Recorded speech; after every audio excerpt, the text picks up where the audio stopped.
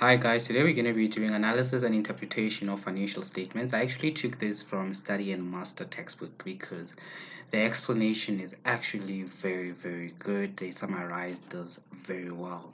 But I'm going to be using it with the new era that we're currently using at school. Um, Now this is probably it's just an extension of what you guys learned last year when we did the liquidity ratios. You need to know what liquidity is, you need to know what solvency is. We actually dealt with that last year. You need to know what debtors collection schedule is and what creditors payment schedule is, which relates to the number of days over which we're going to pay our creditors and the number of days over which we're going to pay our debtors. How often do we normally convert our stock into cash, which is your stock turnover rate and your stock holding period? How long do you hold your stock? All of those guys are important, and they all have to do with liquidity, and we'll talk more about that. Now, financial reporting focuses mainly on reporting on financial statement of financial position, the results of a business, which is just your income statement. And obviously, for now, you will be doing analysis and interpretation. And Analysis and interpretation of financial statement is an evaluation process, right? Basically, it helps you evaluate whether it's a good idea to buy shares in that company, whether that company will be in business for a while. Is it a going concern entity or not? Okay, this process involves the evaluation of the current and previous financial statements. The primary purpose of analysis and interpretation of financial statements is to give informed decisions, estimates about the future position and results of a business. Here are the limitations of financial information, and that is some of these limitations are financial statements are historical documents, so it's based on previous experiences. Now we use those previous experiences to determine, to estimate the future, and when we do that, it doesn't take inflation into account. That's where financial management comes in. Okay. um, Other information should also be taken into account, like technological changes, and your financial statements do not take that into account. Changes in consumer preferences, economical environment, business trends, etc. Okay.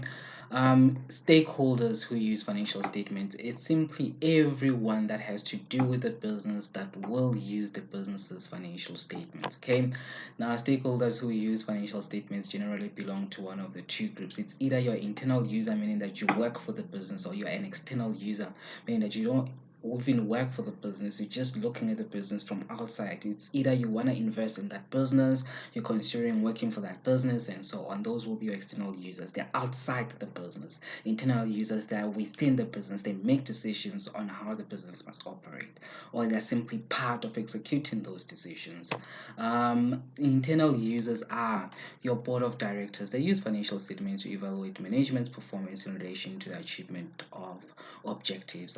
So basically, the board at Veritas College, they will determine whether Mrs. Archery and Mr. Connors are doing a good job in relation to achieving the objectives. I think the objectives is to maximize the number of students that enroll, at the same time getting good metric results. Okay, to help them set future strategic objectives of the company, and those will be the board of directors, and that's why they will need financial statements. And you need to remember who is responsible for preparing financial statements. I have said this so many times, and a lot of you seem not to get it. And I said to you guys, financial statements are prepared obviously by some bookkeepers, and internal auditors are also involved in them, and some accountants, but that is the responsibility of the directors. Okay, i.e., that will be your financial director or chief financial director. We normally refer to them chief financial officers, which are your CFOs. Okay, management will also be part of people that want to interpret and analyze financial statements. Here, when we give an example, it'll be Mrs. Archery and Mr. Connors, and forgot her name, the principal of the primary school. Okay, they use and analyze financial statements in order to determine if all sections of the business were run effectively, to plan for future of the business, to make informed business decisions, and obviously their decisions will be evaluated by the board as well. Okay. Employees, one thing that we are more interested in as employees, it's simply remuneration and employment opportunities. Will the business be providing us with a good remuneration in the future? Will pension be good? Will they be giving us more medical benefits? Is my job guaranteed? All right, that's what I will be looking at. That's why I will have to look at financial statements to determine if all of that will be provided by the business to help when negotiating the employment agreements. So basically, if I want a salary increase or some benefits, I will look at the financial statements to see if does the company actually have money or not. If they have money, they must provide. Okay, and I've said so many things that I have a problem with businesses when they want to cut costs, they want to get rid of employees or cut employee salaries. But when they are making profits, they don't want to increase employee salaries. I find that to be very, very weird because those profits are actually generated by employees, and if your employees are not happy, it will affect your profitability. Now, when you are happy and you're making money, it makes sense for you to make your employees happy by giving them more money, because more money for you means that they work hard. Okay. External users will be suppliers are interested to determine whether your business will be continuing and if you will be buying from them more, or if their business will be dependent on sales that they will be making to your business, or whether they should sell goods to you on credit and allow you to pay later on. Okay, and it helps them determine credit terms, whether you should pay within 90 days, 30 days, or so on. Lenders use financial information to determine your credit worthiness and to determine if you will be able to pay them back, which are your banks, your loans providers, and other departments that provide financial assistance. Government departments use financial information, or the biggest thing that they more interested in is your revenue, to determine how much tax you need to pay, even though it's not part of government, but you need to know that SARS is collecting money on behalf of government. So I can simply say it is government after all, to ascertain the accuracy of taxes and other duties declared and paid. Okay, labor unions are more interested in determining whether the company is actually giving fair wages and salaries to their employees, and to negotiate future wage increases or salary increases or increments and other benefits. Investors use financial information to determine whether they should invest in that company or not, or whether they should take their money out of that company if it's making a loss. Okay, they also determine to evaluate the company's performance. Those are existing shareholders, as I've said. If the performance is getting bad or is getting worse, they will want to sell their shares. Competitors just want to see if you will still be there, and they try by all means to find ways to outbid you in the market so that they can get more revenue, so they can capitalize from your market as well, to benchmark their own financial results. So basically, Pick n Pay will compare its financial results with Shoprite to see what Shoprite is doing well and learn from that, and obviously come up with plans to beat Shoprite. Okay, analysis and interpretation. The further investigation and processes of financial information will be taken in order to provide specific information to a decision maker. Now, example, purchasing manager will want to know the amount of stock on hand and the turnover rate for stock. Interpretations, it's all about determining the reasons for the current financial situation and assessing how these results may influence future performance. All right. For instance, if there are scandals about your product being of inferior quality, that is actually it helps you determine the current financial situation, assessing how that will affect your future performance. Obviously, revenue will be affected, so you need to come up with safeguards or remedial actions right now that will help your business to safeguard itself against the future performance. Okay.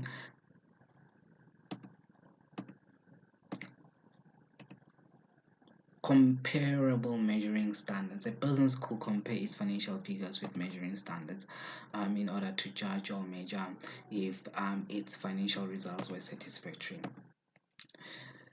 There are four basic measuring standards that can be used: a target or pre-calculated standard or budget. So you need to prepare a budget to estimate your future standards, or you can also use your historical information to determine your trends, and obviously your current figures compared with previous information. That will help you determine your trends, and you can actually use those trends to predict the future results as well. Come up with other actions to increase your future results. Okay, figures from similar businesses or businesses in the same business sector. All right, those are other measuring standards. Obviously, I said ShopRite will compare its financial results. Pick and Pay, Spar, I forgot the other one. Um, Empiric acceptance standards. This can include the analyst experience, right? And ratios, which are we have learned in grade 10 and 11. You guys started in grade 11 more about ratios. We are simply going to expand on those ratios. You already know about gross profit on sales.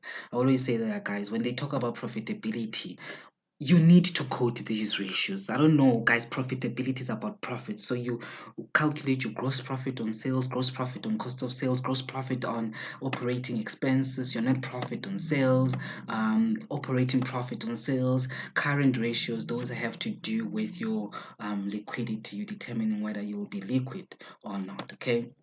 Now it will be your asset test ratio, stock turnover ratio, stock holding period, the average debtors collection period, your creditors payment period. All of those will fall under efficiency and solvency, and liquidity. Sorry, solvency has to do with the ability of the business to settle its short-term debt, and obviously it will be high risk to take more debt.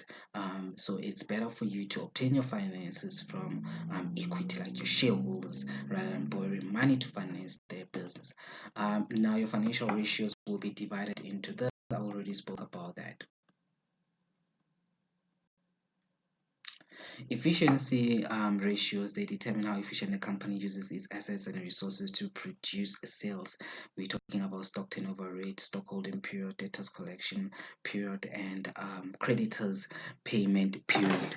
Profitability indicates if a company is generating a profit and an adequate return on assets and equity.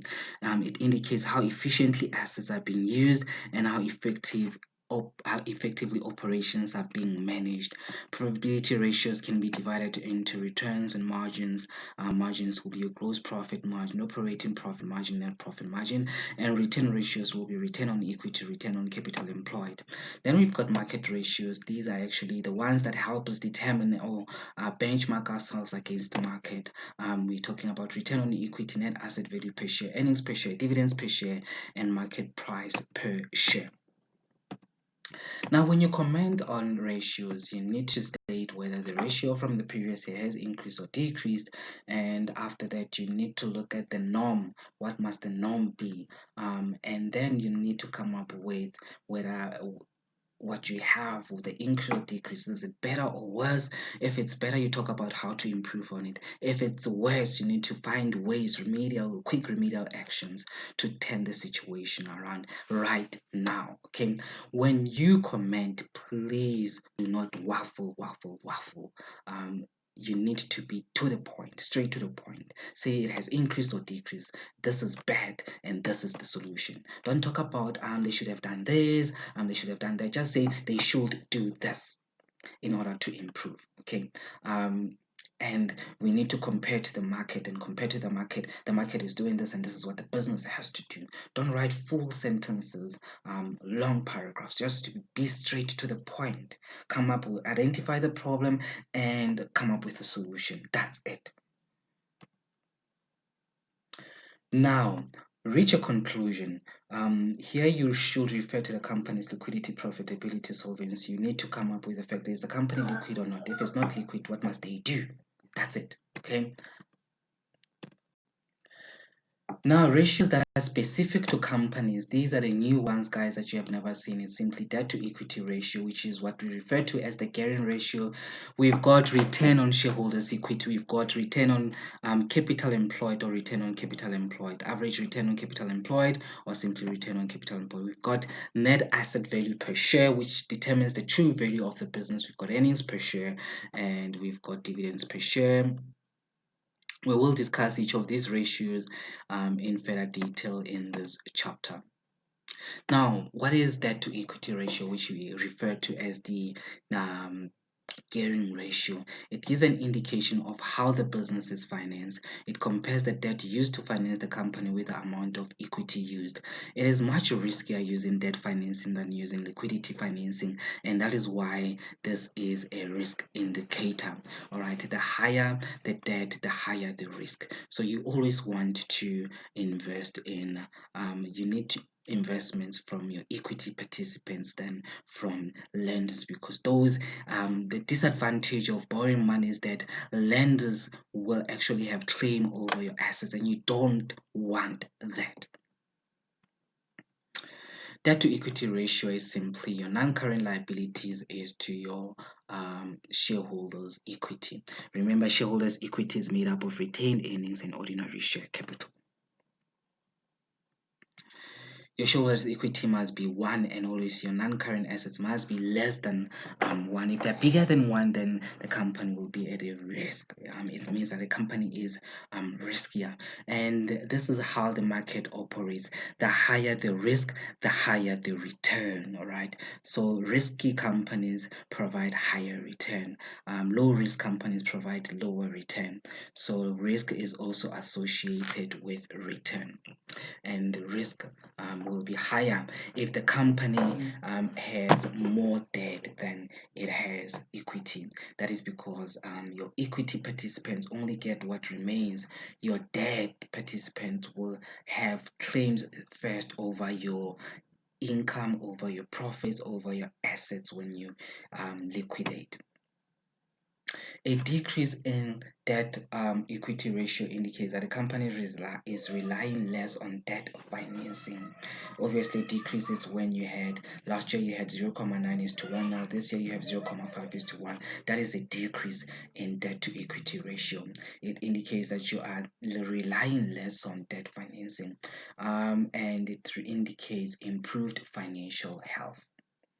An increase in debt to equity ratio means that the company is relying more on borrowed funds, and thus it is more risky. The company will probably have less cash available for general operations and to pay suppliers, since it needs to cover its interest expense and installments.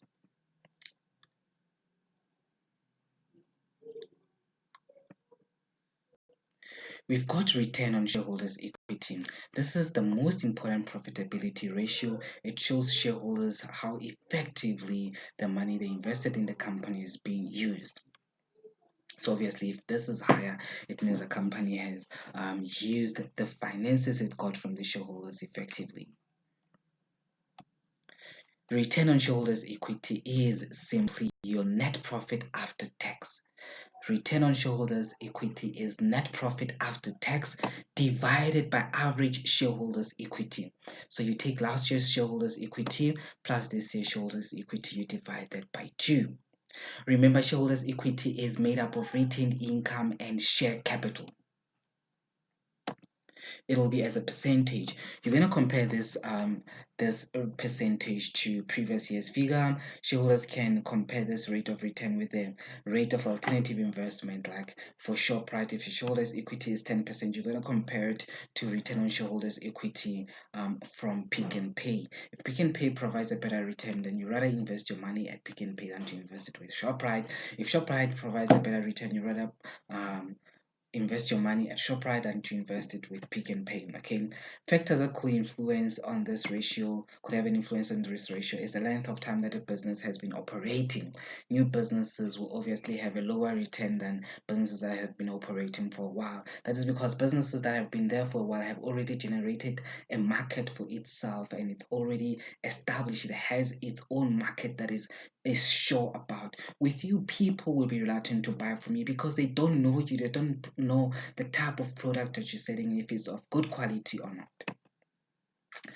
Then obviously the economic climate right now, you know that business will be suffering because of this COVID-19 thing. Obviously the economy is doing bad because of there's no business. And whether new shares were issued during the year or not, if more shares were issued during the year, it's an indication somehow of the fact that you don't have money, you don't generate enough profits that could be used to expand. So that's why you need money from shareholders. So it could somehow show a weakness that you're not using your funds very well. If return on shareholders' equity is 20%, this means the company generates 20 cents profit for each 1 rand of shareholders' equity.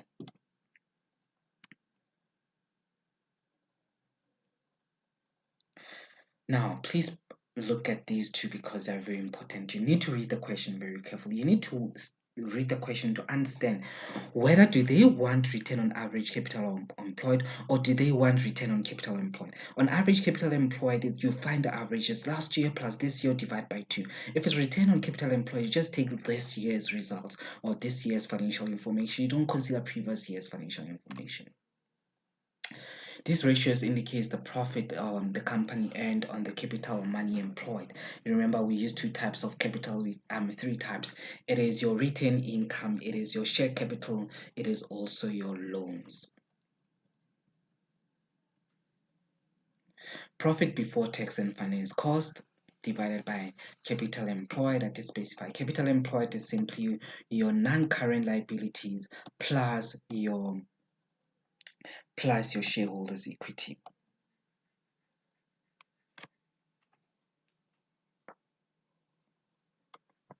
If it's average, you simply take the two, you add them this year's to last year, and you divide by 2.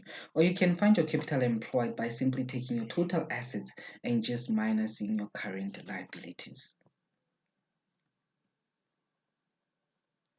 So for you to find average return on average capital employed, you will simply take profit before tax and finance cost divided by capital employed. And I did specify what capital employed is. Make sure you remember the formulas, guys. If you don't remember the formulas, you will not be able to answer questions on ratios and interpretations. Now, return on capital employed must always be higher than interest on borrowed money. Otherwise, an increase in loans will decrease shareholders' earning. If a company has a low return on capital employed, it means it is using its resources inefficiently, just like what government and other corrupt private institutions are doing.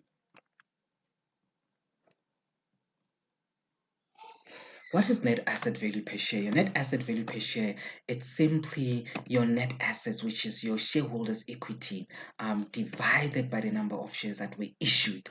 I repeat, divided by the number of shares that were issued. It is simply return on shareholders' equity. That return on shareholders' equity can also be calculated by taking your total assets minusing your liabilities, your total liabilities. You'll be left with your shareholders' equity, which is what we refer to as the company's value. You normally compare this to the market price. Now, this will usually be higher than market prices will usually be higher than net asset value per share because assets are usually understated, which means net asset value per share will be lower. Supply and demand forces in the market generally push stock prices above book value. If the net asset value per share is much lower than the market value, the financial markets are probably experiencing a bull market, which means that the economy is actually doing well. A bullish market means the markets are doing well. A bearish market means that the markets are doing bad. Okay, they are very disappointed. So hence a bear is looks very disappointed. Hence, if it's doing well, it's a bull. If it's doing bad, it is simply a bear market. Earnings per share, it's simply that you simply take your earnings, you divide them by the number of shares issued. Your earnings is simply your net profit after tax. You divide that by the number of shares issued at the end of the year. You compare to the previous year and you comment if there was an increase or not. Look at the profitability of the business. This will affect EPS. If the company is more profitable, your net asset value per share will be higher. If the profits are less, then your net asset value per share will be lower. Dividends per share simply means that how much return are you getting by investing in the company. You simply take your total dividends, which are your paid and declared. From your notes, you need to remember this. Total dividends is simply this year's current dividends plus this year's final dividends. That's what it is. You divide this by the number of shares issued at the end of the year.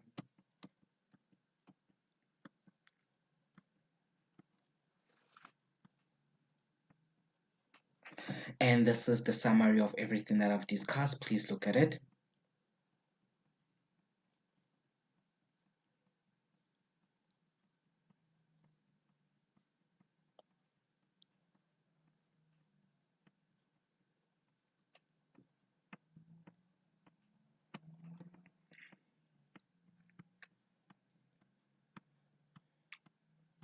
These are liquidity ratios.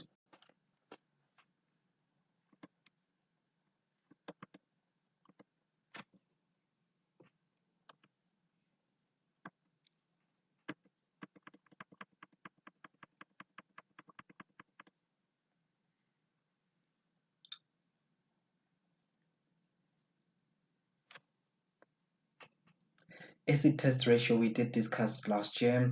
You simply take your current assets, you minus your inventory, and you compare that to your current liabilities. Here we are trying to determine whether the company will be able to pay its debts without selling stock. Just like right now, a lot of businesses are not selling stock. Question is, can they still be able to settle their debts? To find out about that, they will have to calculate your asset test ratio. Working capital is simply your current assets as well as your current liabilities, where you are simply claiming or hoping that your current assets will be higher than your current liabilities.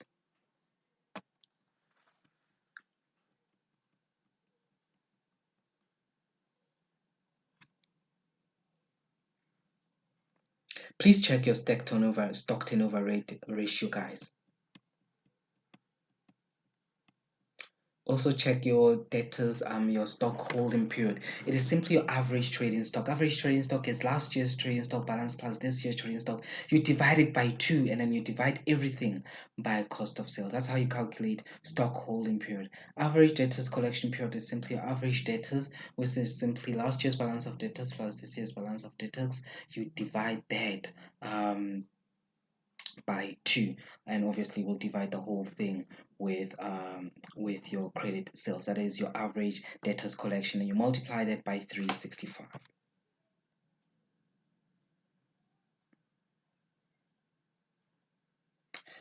Your average creditors payment period is simply your average creditors. You take last year's creditors, you add it with this year's creditors, you divide it by 2, and then you divide it by credit purchases, and you multiply that by 365. So basically, your debtors collection period and your average creditors payment period will be in days. You're hoping that your debtors will pay you in time before the time you pay for your creditors. We'll normally allow our creditors to pay them within 90 days and allow our debtors to pay us within 30 days so that we can use the money that we collected from the debtors to pay our creditors.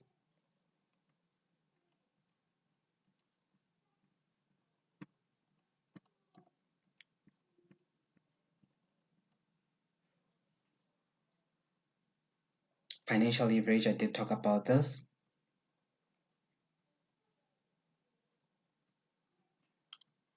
If it's higher, it means that you financing your business from debt.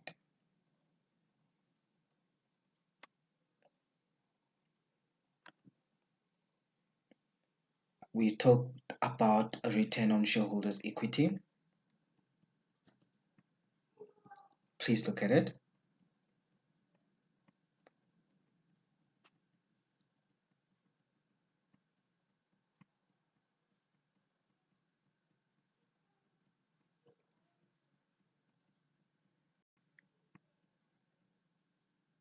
Alrighty, guys, I'll be sending more questions that you can use for practice.